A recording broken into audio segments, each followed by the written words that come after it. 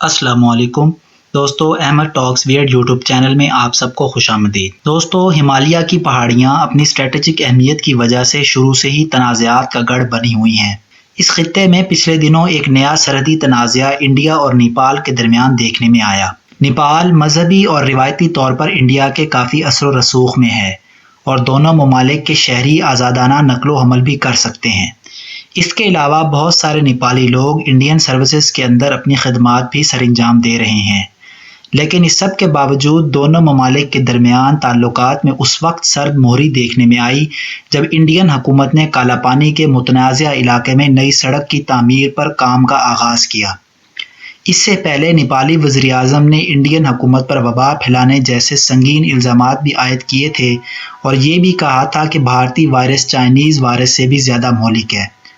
آج کی ویڈیو میں ہم یہ جاننے کی کوشش کریں گے کہ آخر انڈیا نیپال تنازعہ کیوں ہے، دونوں ممالک کے درمیان یہ کنفلکٹ کب شروع ہوا اور پاکستان سفارتی طور پر اس تنازعے کو اپنے حق میں کیسے پیش کر سکتا ہے۔ یہ کہانی شروع ہوتی ہے نومبر 2019 سے، جب انڈین حکومت نے اپنے ایک نئے نقشے میں متنازع علاقے یعنی لیپو لیک کو اپنے ملک کا حصہ دکھایا۔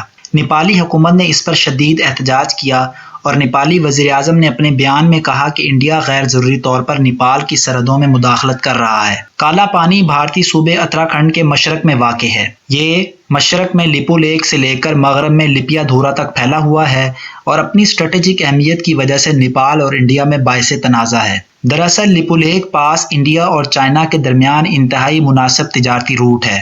1 جون 2015 کو جب انڈیا اور چائنا نے اس راستے سے تجارت کا آغاز کیا تھا تو نیپال کی حکومت نے اس پر شدید اعتراضات اٹھائے تھے۔ 11 مئی 2020 کو انڈین حکومت نے لیپو لیک پاس پر 80 کلومیٹر طویل ایک نئی سڑک بنانے کا آغاز کیا۔ دراصل اس سڑک کی مدد سے انڈین حکومت کیلاش مانسروور یاترا پر جانے والے زائرین کو سہولت فراہم کرنا چاہتی ہے، لیکن اس کے پس پردہ اس سڑک کی مدد سے یہ نیپال پر اپنا اثر و رسوخ بھی قائم کرنا چاہتی ہے۔ کیلاش مانسروور دراصل تبت کے علاقے میں موجود ہے اور یہ مختلف مذاہب کے لوگوں کے لیے باعث تکریم ہے۔ ہر سال انڈیا سے ہزاروں یاتری اس علاقے کی زیارت کرنے کے لیے جاتے ہیں اور اپنی مذہبی رسومات ادا کرتے ہیں۔ اس سڑک کے قیام سے اس یاترا پر جانے والے مسافروں کا تقریباً 80% سے زائد سفر کم ہو جائے گا، کیونکہ اس سے پہلے تمام یاتری سکم کے علاقے سے تبت میں کیلاش ماؤنٹین تک جاتے ہیں اور ان کو یہ طویل راستہ 5 دنوں میں طے کرنا پڑتا ہے۔ لیپو لیک پاس پر اس سڑک کے قیام کے اعلان کے ساتھ ہی نیپال کی حکومت نے اس پر شدید احتجاج کیا اور انڈین حکومت نے اس احتجاج کو یہ کہہ کر مسترد کر دیا کہ ہمارے علاقے میں کسی بھی تعمیراتی کام کے لیے ہمیں نیپال سے کسی بھی قسم کے مذاکرات کرنے کی ضرورت نہیں ہے۔ اس پر نیپالی عوام میں شدید غم و غصہ پیدا ہو گیا۔ اوپر سے 15 مئی 2020 کو بھارتی آرمی چیف کی طرف سے دیا گئے بیان نے بھی جلتی پر تیل کا کام کیا۔ نیپالی حکومت نے اس کے جواب میں تاریخ میں پہلی بار ایک ایسا نقشہ جاری کیا جس میں نہ صرف لیپو لیک کے علاقے کو شامل کیا گیا بلکہ لپیا دھورا تک کے تمام متنازع علاقے کو انہوں نے نیپال میں شامل کر کے دکھایا۔ نیپال کے اس نقشے کو عالمی حلقوں میں نہایت اہمیت کی نگاہ سے دیکھا گیا۔ نیپال میں اس وقت کمیونسٹ پارٹی کی حکومت ہے جو کہ چائنا کے ساتھ بہترین تعلقات رکھتی ہے اور نیپال انڈیا کی بجائے چائنا کی طرف جھکتا ہوا نظر آ رہا ہے۔ نیپال کے اس عمل سے انڈین حکومت کافی پریشان ہے اور اسی وجہ سے یہ تنازعہ خطہ میں ایک اہم صورتحال اختیار کر گیا ہے۔ دوستو، اب ہم اس تنازعے کی تاریخ کو جاننے کی کوشش کریں گے۔ 18ویں صدی میں نیپال پر گورکھا خاندان کی حکومت تھی۔ اس وقت نیپال کی سرحدیں مشرق میں سکم سے لے کر مغرب میں دریائے ستلج تک پھیلی ہوئی تھیں۔ انگریز اس علاقے کی اسٹریٹجک اہمیت کو سمجھتے ہوئے نیپالیوں کے ساتھ جنگ کر کے اس علاقے کو چھیننا چاہتے تھے۔ چنانچہ ان دونوں کے درمیان اینگلو نیپلیز وار ہوئی اور اس جنگ کے نتیجے میں انگریزوں اور گورکھا کنگڈم کے درمیان ایک معاہدہ ہوا جسے ٹریٹی آف سوگالی کہا جاتا ہے۔ اس معاہدے کے تحت نیپال کو دارجلنگ اور سکم کے مشرقی علاقوں سے ہاتھ دھونا پڑا اور نیپال کو مشرق میں میچھی ریور سے لے کر مغرب میں مہاکالی ریور تک محدود کر دیا گیا اور ان دونوں دریاؤں کو نیپال کی سرحد قرار دیا گیا۔ اگر آپ نیپال کے نقشے کو غور سے دیکھیں تو آج بھی آپ کو اس کی مشرق اور مغرب کی سرحد پر 2 دریا نظر آئیں گے۔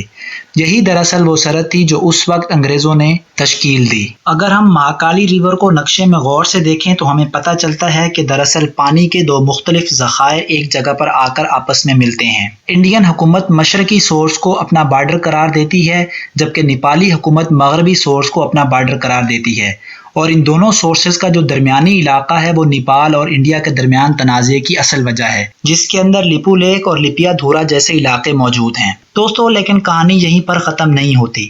انگریزوں نے 1827 میں مہاکالی دریا کے مغربی سورس تک کے علاقے کو نیپال میں دکھایا، جس کے مطابق درمیانی علاقہ نیپالی کنگڈم کا حصہ بن گیا۔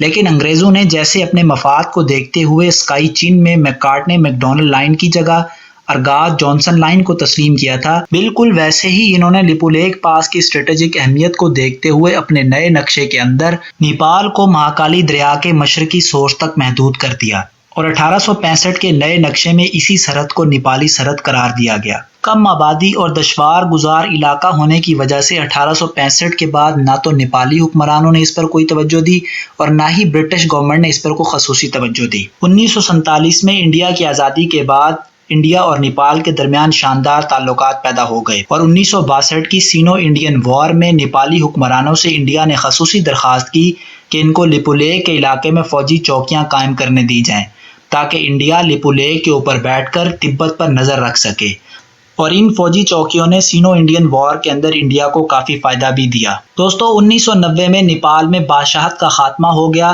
اور یہاں پر جمہوریت قائم ہو گئی۔ جمہوری حکومت کے قیام کے فوراً بعد نیپال نے پہلی بار اس بارڈر پر خصوصی توجہ دی، اور دونوں حکومتوں کے دوران سن 2000 میں اس بات پر اتفاق ہوا کہ کالا پانی کے علاقے کو واضح کرنے کے لیے ایک سروے کروایا جائے گا، لیکن بڑھتے ہوئے چائنیز ملٹری پریشر کی وجہ سے انڈین حکومت نے لیپو لیک کے علاقے سے اپنی فوجی چوکیاں خالی کرنے سے انکار کر دیا۔ اس کے بعد سے لے کر اب تک یہ علاقہ دونوں ممالک کے درمیان ایک بڑے تنازع کی صورتحال اختیار کر چکا ہے۔ دوستو اگر ہم خطے میں ہونے والی اس ڈیولپمنٹ کا بغور مطالعہ کریں تو ہمیں پتہ چلتا ہے کہ انڈیا بیک وقت کئی محاذوں پر تنازعات میں گھرا ہوا ہے۔ کشمیر کی خصوصی حیثیت کے خاتمے، متنازع شہریت کا قانون، LOC پر پاکستان کے ساتھ بڑھتی ہوئی کشیدگی اور حالیہ دنوں میں چائنا کے ساتھ ہونے والی خونریز جھڑپوں نے یہ بات ثابت کر دی ہے کہ انڈیا خطے میں امن کا سب سے بڑا دشمن ہے۔ پاکستان کو اس موقع پر فارن آفس کو ایکٹیو کرتے ہوئے دنیا کو یہ بات باور کرانی چاہیے کہ انڈیا نہ صرف پاکستان کے ساتھ بلکہ خطے کے ہر ملک کے ساتھ کشیدگی چاہتا ہے۔ پاکستان کو چائنا کے ساتھ مل کر بھارت کے اس کردار کو سلامتی کونسل،